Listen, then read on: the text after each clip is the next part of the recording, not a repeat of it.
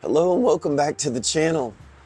You know, I never thought that at 53 I would find myself at a restaurant called Bunny Buns reading a book in Thai about two bunnies. I didn't think I'd be doing that at 53, but yet here I am. So today I'm at a place called Bunny Bun, and it is a place right off of Night Safari Road in the Hangdong area of Chiang Mai. It's a little tiny inconspicuous place. Again, it's one of those places, if I didn't tell you about it, somebody else would have to, because you'll never see it as you whiz by this road going real fast. In my last video, we were talking about the smoky season, and yeah, the smoky season's here. It's here this morning. Still haven't had any rain. It's been about 2 months. And I'm not sure what the temperature is, but I was absolutely freezing on my motorcycle this morning, which means it's not really that cold. It's probably in the high 50s, probably around 58 degrees, I would say. As you can tell with my voice, the smoke does kind of affect me more in the morning than it does later on in the day. My eyes are usually the thing that pays the price with the smoky season, but every now and then it's my voice. Just little problems, but hey, that's the price you gotta pay for living in a beautiful place like Chiang Mai. So my food should be coming out here in a minute, and I'll show you exactly what that looks like. And by the way, if you haven't subscribed to the channel, please consider subscribing. We would very much appreciate it. It would help our channel grow a little bit. And refer it to a friend if you know somebody else who is interested in the Chiang Mai or Thailand in general. So my food has arrived. And by the way, if you're wondering why I'm reading a book at Bunny Bun about two bunnies, I'm trying to learn the Thai language, and one thing I'm trying to do is learn how to read. So this is a book that's actually probably kindergarten level, but for me it's perfect, and it's in words that they commonly use here in Thailand, which you would think every book would be, but I found out the other books that I bought on my own without a recommendation, even though they were kids' books, had a more of a proper way of speaking versus the everyday language. So my Thai teacher told me to get this book and start reading it. So then I come here for breakfast and I start reading it, and I realize, man, that's the irony. Bunny Buns reading a bunny book. Anyway, my food is here.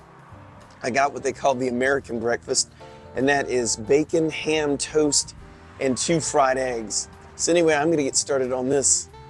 So I'm down a back road. I'm walking to a 7-Eleven, and I thought we'd go over some of the advantages of 7-Eleven that you might not have considered. Is it just another convenience store?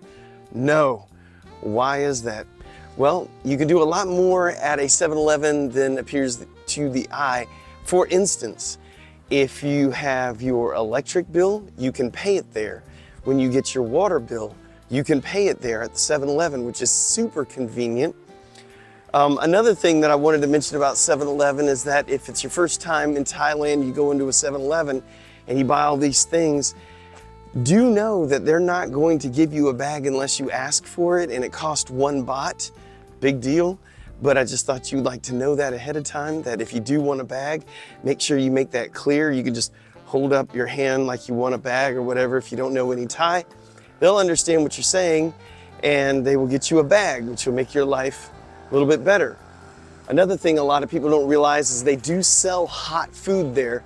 You go to the refrigerated section, you buy whatever you want, hand it to the people, they'll microwave it for you, they'll prepare it for you. You can even get some smoothies or some teas and some other mixed drinks at the 7-Eleven as well. So this is the 7-Eleven that I'm going to. Another thing to bring up is that the fact that they don't gouge you with the prices. I've been to the grocery store to buy some of the same things that I buy at 7-Eleven, and the difference is just a few baht. So they don't gouge you as much as you think they would. Like in the United States where I'm from, everything costs more in the convenience store. Not really the same here in Thailand. So right now, Kendall and I are at Kad Pharang, and we're having some food. We normally eat behind this area, Kad Pharang, all the nicer restaurants on this side. But if you want the cheap food, you got to go behind it, which is where we go. So let me show you what it looks like. So on this side, again, is the back side of the main area of Kad Pharang. And on this side is where a lot of Thais and Westerners eat, and this is where the good, affordable food is. Straight ahead is where McDonald's is. We're not gonna go there today. Matter of fact, I already had my food in here. Kindle's in here somewhere. This is one of those Quonset hut style eateries, which has a lot of vendors in here, so there's a lot to pick from. So if you're coming here with a group of people, everyone can go around and get the things that they want. For instance, over here they sell khao soy, which is, if you've watched our channel for a while, you know that Kendall and I love khao soy. And then across over there, they have different things to eat. One of the other main things that we eat is this place over here called Korean Monster, which is really good. But anyway, they have plenty to, oh, and there's Kendall. Anyway, this is where you can get good affordable food. Now, what I wanted to bring up is, what do you do if you get to one of these style restaurants and they don't have anything written in English? So one thing that is a lifesaver for, let's say you got a menu and it's all in Thai, or there's a sign or whatever. And this may be common knowledge to a lot of you that are very worldly, but just in case, we're gonna go over this. And that is using the app on your phone. You put it on your phone for Google Translate. And you may say, oh, Google Translate stinks and all this other stuff. But it has a feature that you may not know about. So there is a button on the app that says image, or take a picture image. And when you click on that, you can actually point it at a sign, and it turns the sign from the Thai script to English or whatever your first language is, and it works pretty good. Now I'm back here behind the whole eating area because there's a sign back here. We're gonna test it out on that, and I'll show you how good it actually works. So here's a look at the sign. Now whenever you're using the app, you can either hold it in place and have it just go ahead and translate it for you, or you can take a picture of it, then have it translated, and that way it saves it to your phone. So there's two different ways to do it. So this is what it looks like before it's been translated, and this is what it looks like after it's been translated. So you can see it does work fairly well as long as it's not some crazy font they're using. Does it work perfect? Absolutely not. As a matter of fact, it only works about 50% of the time, so just know that going into it. Sometimes I've used it and it was just total garbage, didn't make any sense whatsoever. But it does give you a tool to use if you need it. It's better than nothing. By the way, I was looking at the statistics for our YouTube channel. So overwhelmingly, we have a huge number of viewers from the United States. Second place would be viewers from Thailand. Third has changed. It used to always be England, but now it is Australia. So a shout out to everyone in Australia for taking over the third position. So there's a lot going on here in the near future. Kendall and I are going to go I was just in Chiang Mai. I'm gonna go back 3 hours away to Chiang Mai to spend a couple of days with Kendall. We've been really busy here lately and it's just been chaotic. But anyway, we're gonna be doing that. So I'm gonna take you guys along with us so you'll be able to see that. And this weekend, my son and his fiance, they're the ones that are getting married here in Chiang Mai this October.